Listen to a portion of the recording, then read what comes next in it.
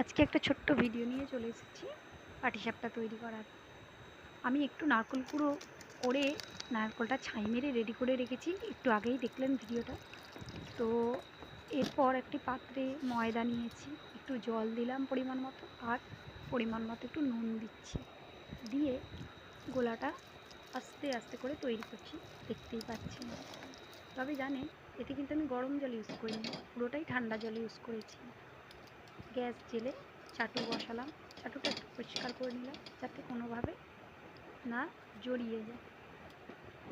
আর এরপর তেলটা করছি যাতে আমি তেল লাগালাম, কারণ ওই যে গোলাটা দেব যাতে না নিচে ধরে যায়, তার কারণে একটু তেলটা ব্রাশ করে নিলাম।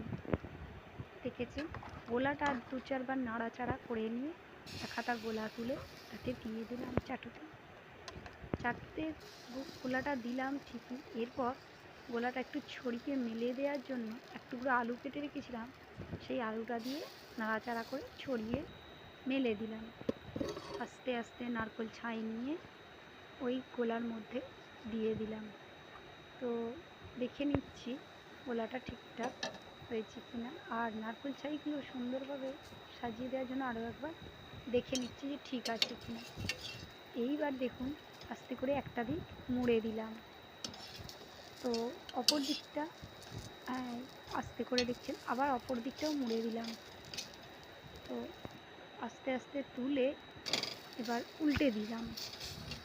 আমি কয়েকটা আগেই করে রেখেছিলাম, আপনাদের দেখানোর জন্য একটা শুধু তৈরি করছি, যাতে কীভাবে তৈরি করছি সেটা দেখানোর জন্য।